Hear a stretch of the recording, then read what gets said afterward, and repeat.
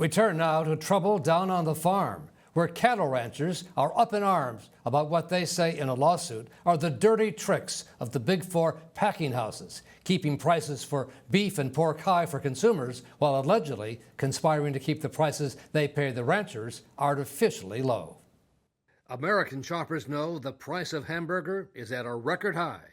But what they may not know is that very little of the money they spend for hamburger ends up in the hands of American cattle ranchers. Many of them are being forced out of business. And we're joined now by Bill Bullard in Billings, Montana. He's the CEO of a nonprofit group that represents American cattle ranchers. Mr. Bullard, thanks for being here. With those hamburger prices at an all-time high, it must be a great time to be a cattle rancher. That's what consumers would be led to believe, but it's exactly the opposite. Consumers are paying super inflated prices for beef, while cattle prices are receiving seriously depressed prices for cattle, many of them not able to recover even their cost of production from the marketplace. So what's going on that makes that the case? Well, we have four packers controlling 85% of the marketplace. They have a stranglehold on the market. They're able to leverage down prices. We have alleged in a lawsuit that they have actually conspired to artificially depress prices paid to cattle producers while at the same time inflating beef prices for consumers. So you're saying they get together to decide what the price should be? That's exactly what our lawsuit alleges, that they have colluded, conspired to gain an advantage in the marketplace at the expense of cattle producers on one end of the supply chain and consumers on the other. And who are the four big packers that you're focused on? They are Tyson, Cargill, JBS, and Marfrig. And both JBS and Marfrig are Brazilian-owned companies. So two of the four largest packers that control 85% of the fed cattle market are in fact foreign-owned. This month, JBS agreed to a $52 million settlement with the Department of Justice to settle a federal antitrust lawsuit. The company did not admit any liability, but its background has long raised questions about its ethics.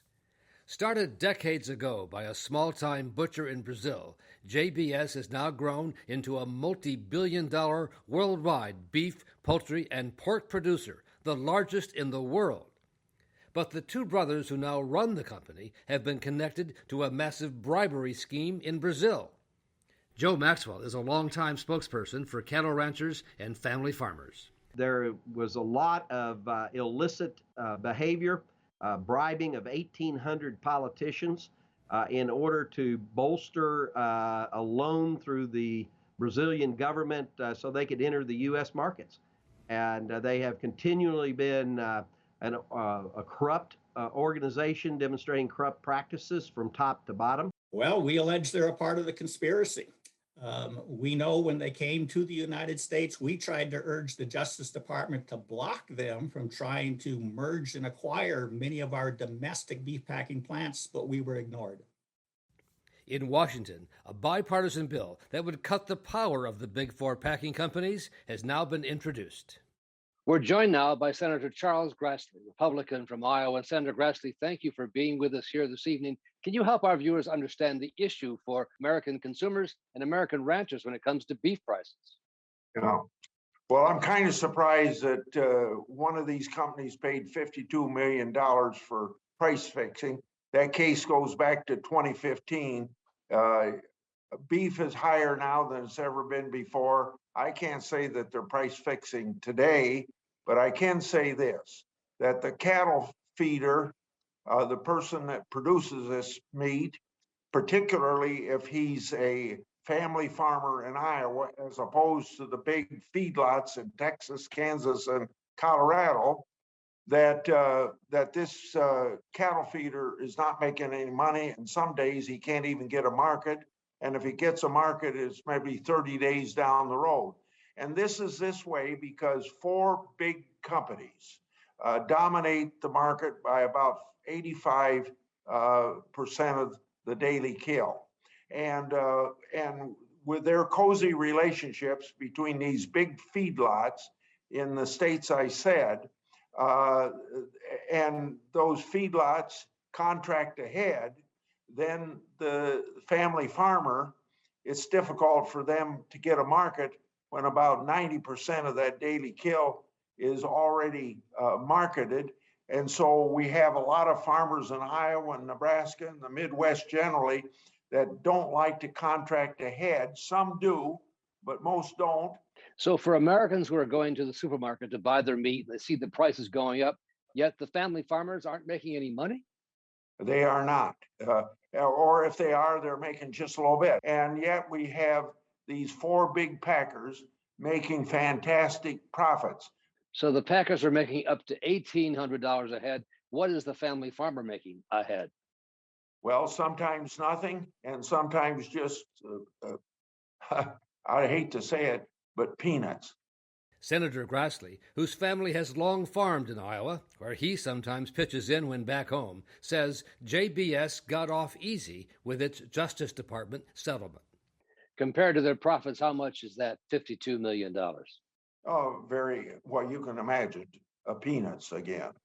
Senator Grassley, you and I have known each other for more than 50 years now, well before you were United States Senator. And all this time, you've always been fighting for the family farmer.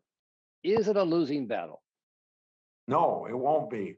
There's still plenty of room for the family farmer. I wouldn't give up on the family farm at all. But many cattle ranchers have had to give up.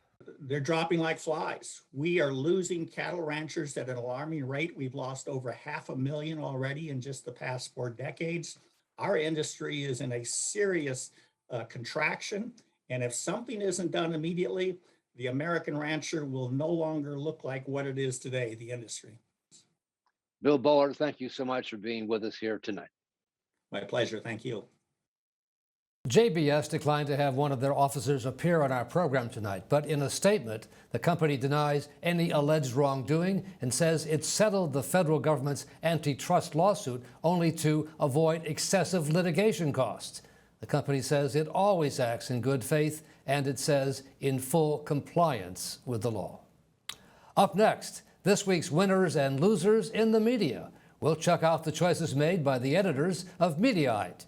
You're watching Brian Ross Investigates on the Law and Crime Trial Network.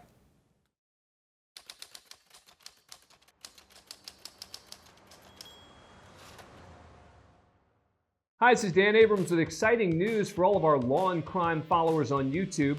You can now get the live Law and Crime Network with YouTubeTV for all of your daily live trial coverage, legal news, expert analysis, and original true crime programs. Subscribe to YouTubeTV today and then locate Law and Crime in the channel guide. And for only $1.99 a month, you can add the network to your bundle. Watch Law and Crime every day with YouTubeTV. We put you in the jury box.